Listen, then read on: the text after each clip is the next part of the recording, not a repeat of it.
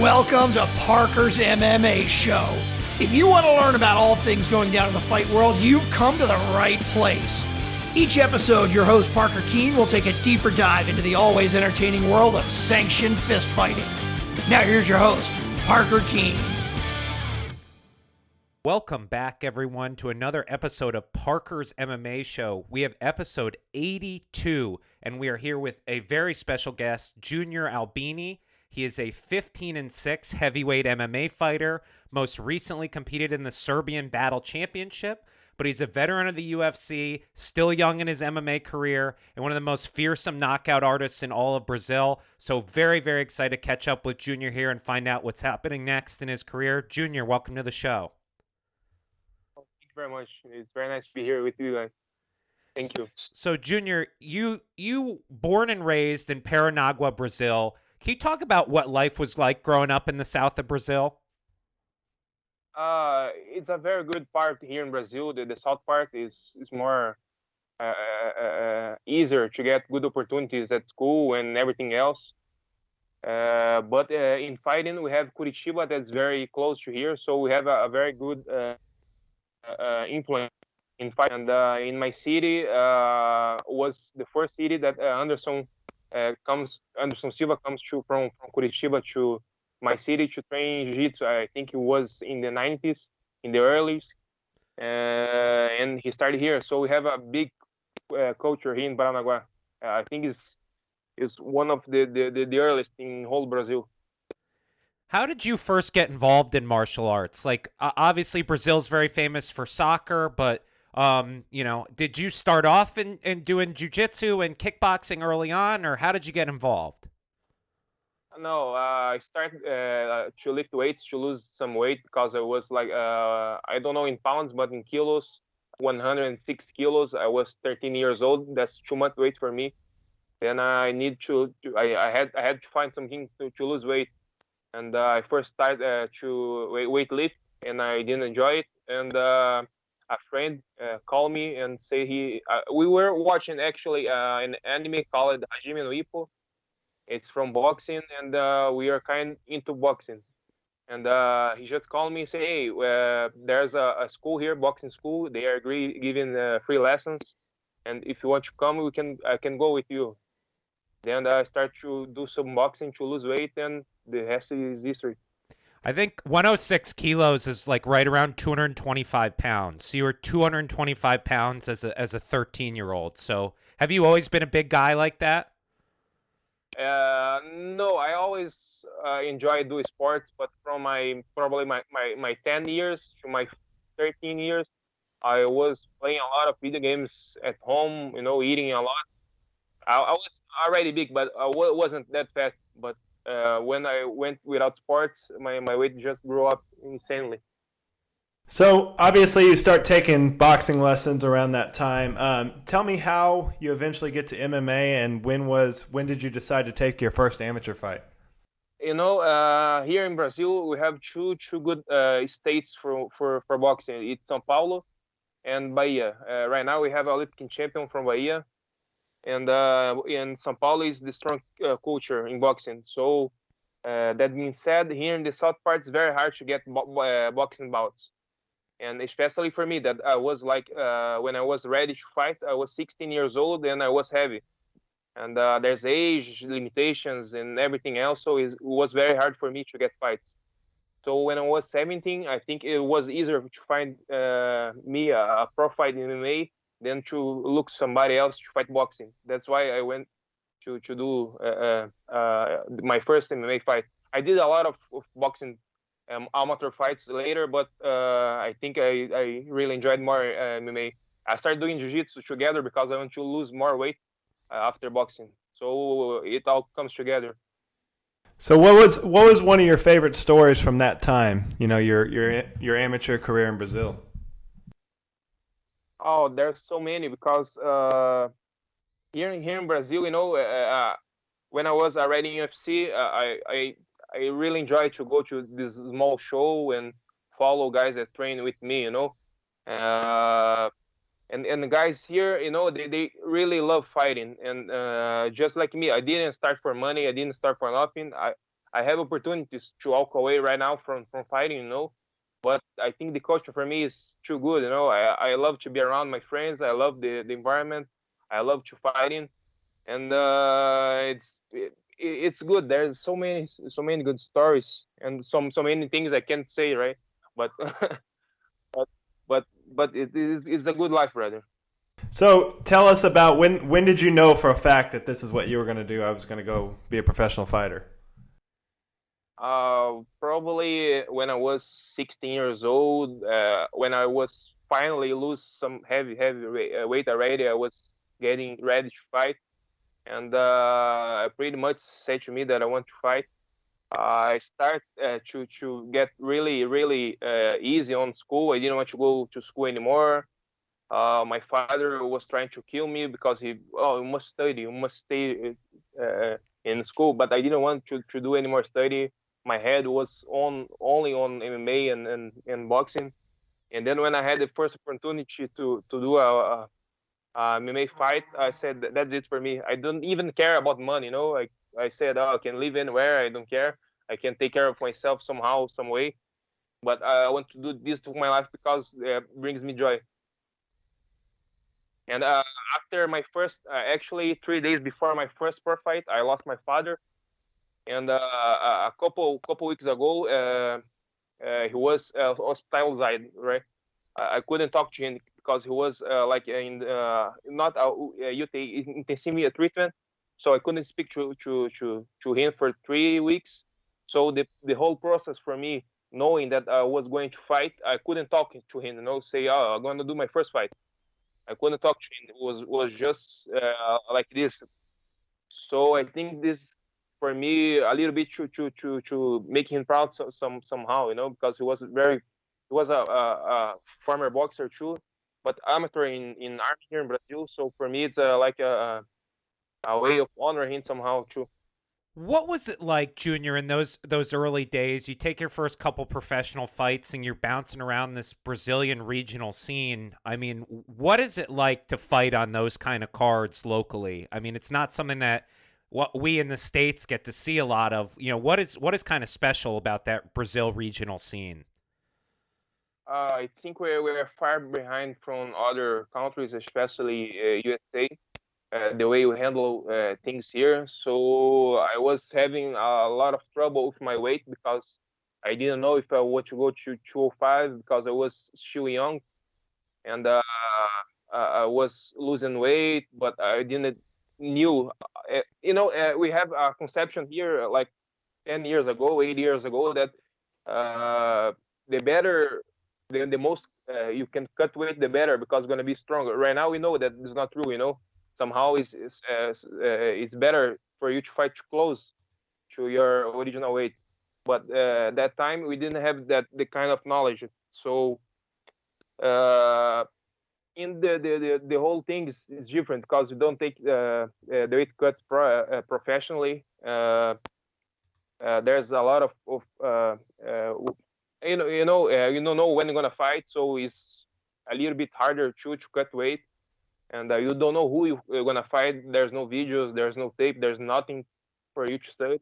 Just go there and fight. So it's hard. It's a little bit okay. It's professional, but it's a little bit amateur the way they handle things here. Did you have any help when you were cutting weight, or are you just kind of out there doing it by yourself, trying to figure it out? No, only not from nutritionist or nothing like that. Just from former veterans that taught us something how to do it, but not the best way too. And while you're doing this, right, like you start off your career 10-2, and then you get a call to go over to Serbia. How does that happen? How do you go from fighting in like Sao Paulo and all these different places in Brazil to all of a sudden you're getting a call to fight in Serbia? Yeah. When I was in Camboriú, the place I talked that Dahenchu was there too. There was a guy from Serbia called Bojan Mihajlovic. He fought Ngannou. He was the original first opponent from Ngannou, but he had some trouble. Then he couldn't make the fight. So I think Carl Albini took the fight. But they fought like 2 or 3 fights later. So he come to Santa Catarina where I was training. He was a student of Marcelo Brigadeiro from Luta Livre, and was only head guy there. So we trained together. He liked me, and he asked me if I could go to Serbia to help him in his training camp against Francis Ngannou. And when I got there, I talked to him. He has a lot of connections over there, and he has a show. I talked to him about the possibility, so could make an international fight for me. I think it was gonna be good for my career, and I was in good shape. I was training with him, like sparring and everything. So I think I was ready to go, and he said okay. And then after that, you win in Serbia, you get one more win in Brazil, and then you get the call from the UFC. Tell me the story of how you got that call, how that went down, where you got to the UFC. Yeah, I was like 1 year before my UFC debut. I have some problem with my hands. I was having some problems uh, uh, looking for new guys to fight. They was always saying, "Okay, give me one." My former manager, "Okay, give me one more, then I'm gonna make UFC. One more, make UFC." So I almost lost hope after my last fight. I was I think 10 win in streaks, and was very hard to find an opponent. So it's changed my manager in December. I was from with Marcel Brigadeiro. I went to Alex Davis. He's still my manager from now. And I think maybe 3 months later, he said that he was working really hard for me to get the FC, and he will try to get ready. And I think they offer some kind of fight for Damian Grabowski, like 10 days, I think, from the UFC Sweden, something like that. And I said I was ready. And Damian Grabowski said he didn't want to fight me because he knew me, something like that. That it was a risk fight for him. And I was coming like from debut. He has everything to lose and nothing to gain by beating me. So I think that sent a message to UFC that the guys will know me, something like that. Maybe I was ready to get in the UFC. Then Alex offered me Timothy Johnson. That's why when I get to the UFC. So obviously, once you get there, you kind of go viral because your nickname at the time is Baby, and you show up in this very tight white shorts, looks like a diaper almost. Kind of, how did you get that nickname, and whose decision was it to go with the white shorts?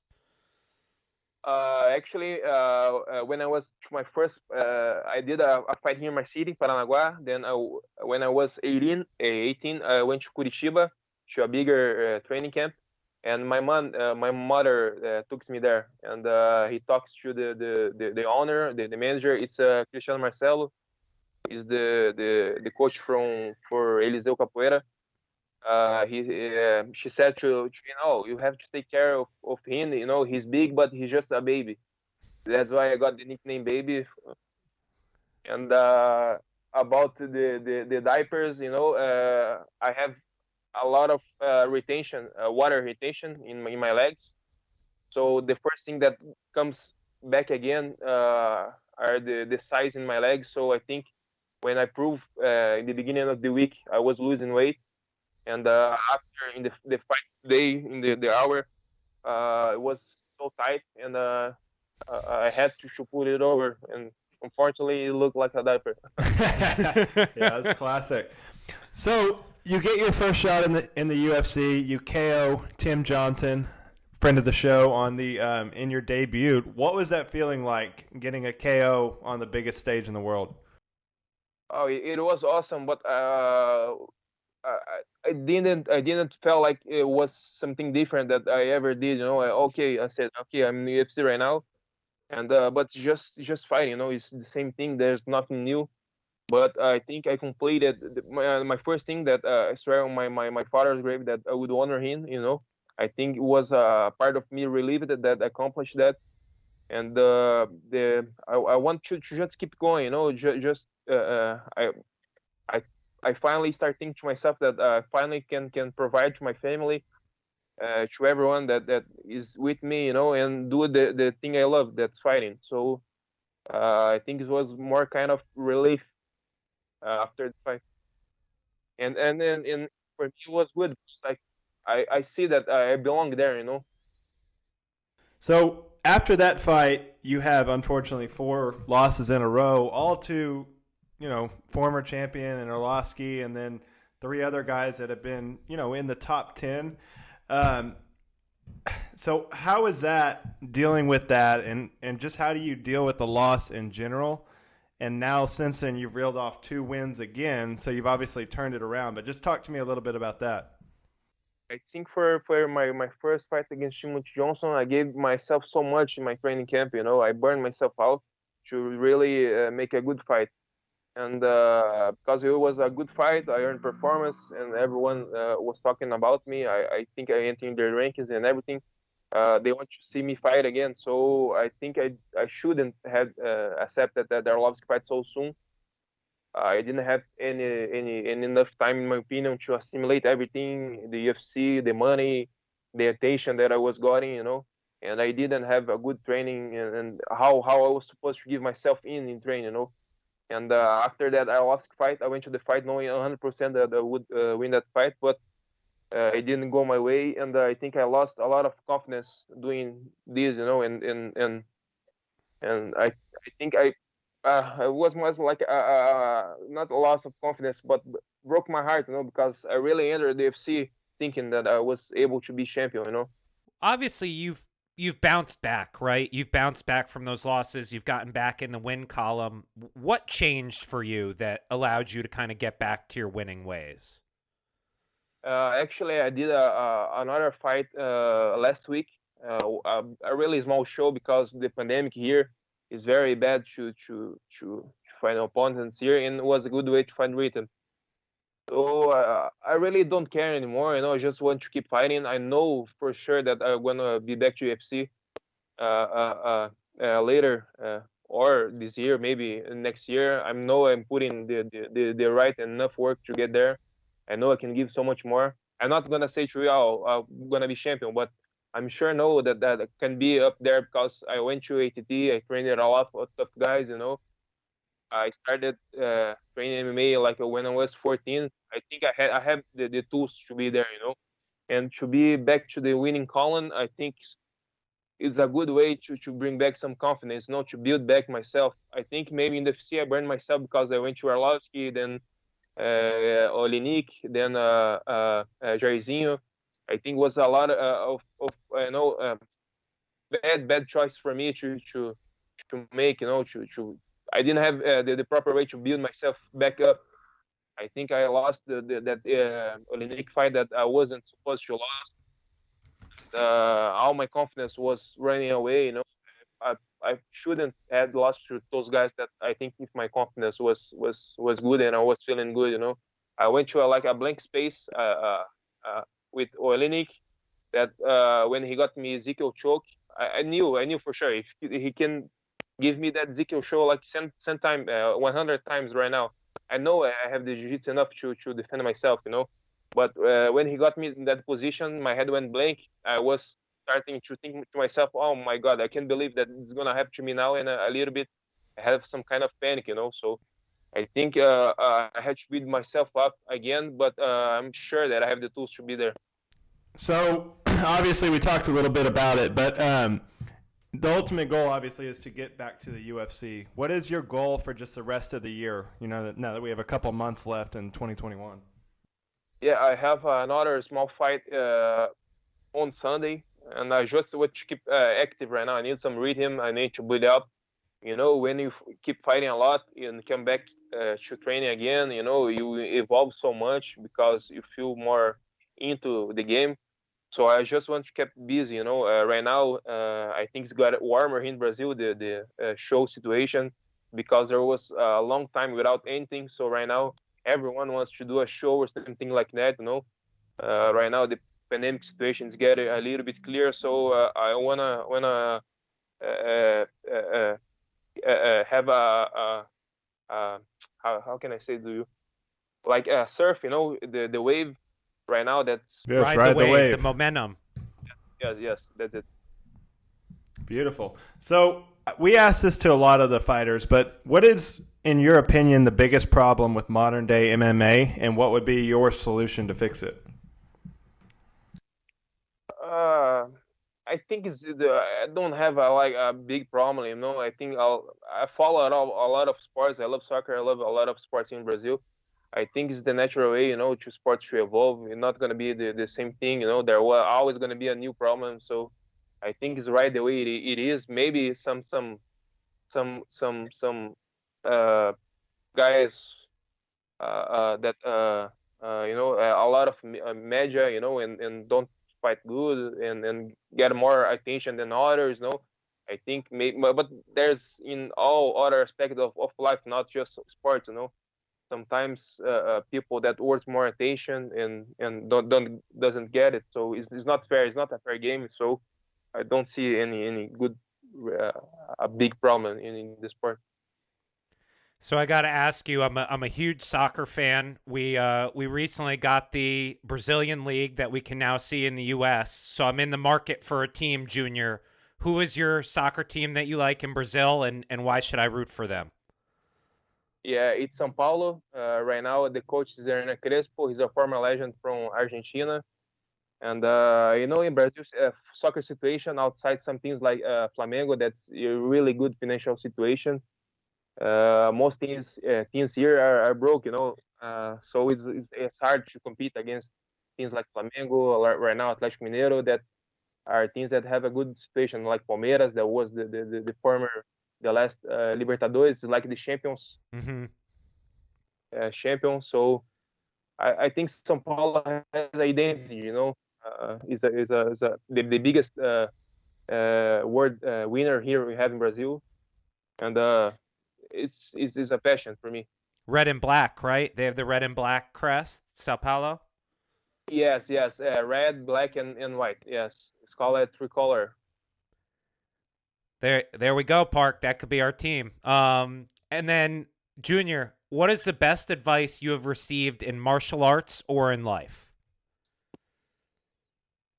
I think probably, of course, gonna push to my father because he always believed in me and said, "Oh, I think it's the most talked thing in the world, you know, but it's real. You have to believe in yourself, you know, that you can do it."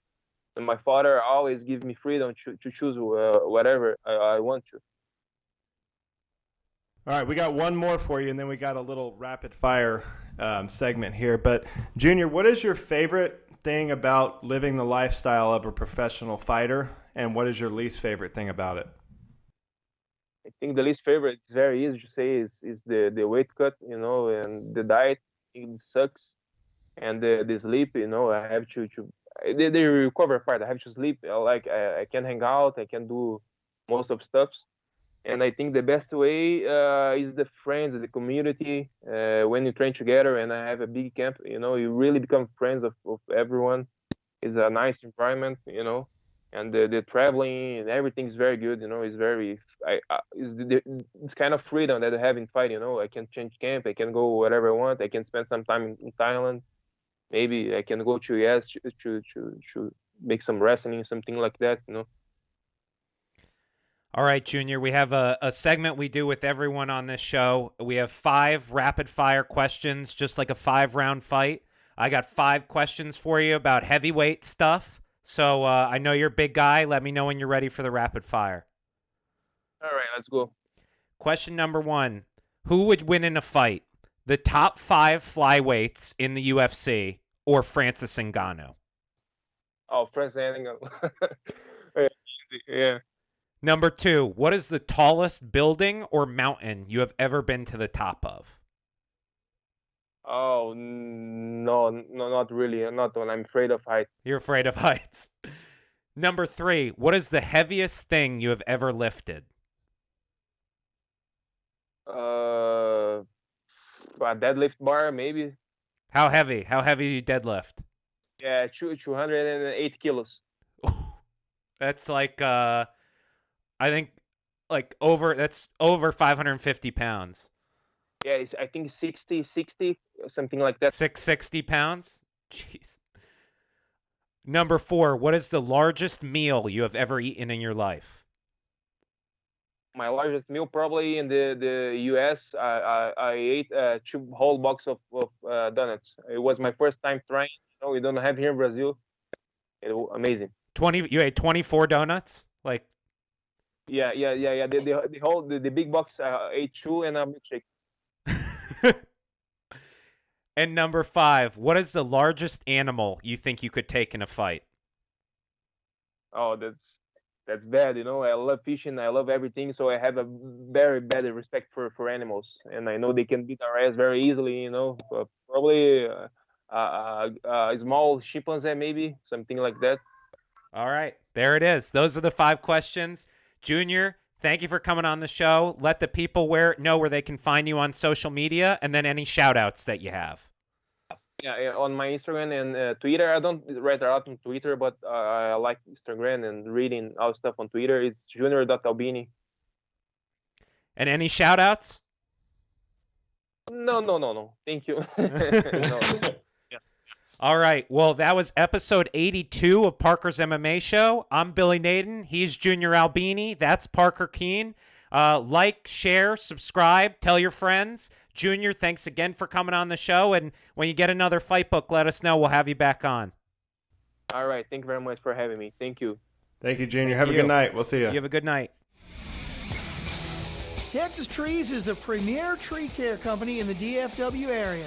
Whether you need basic maintenance or specialized services, when it comes to trees, we've got you covered. Pruning, chipping, bracing, and cabling, even root barriers and disease control, we do it all. And if you aren't sure what you need, we have certified arborists on staff to point you in the right direction. Visit us at northtexastrees.net. That's northtexastrees.net.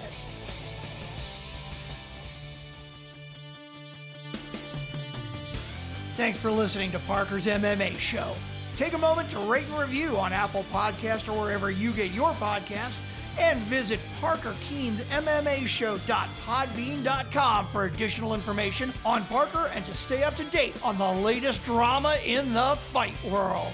For more information and important links about today's episode, check out the show notes.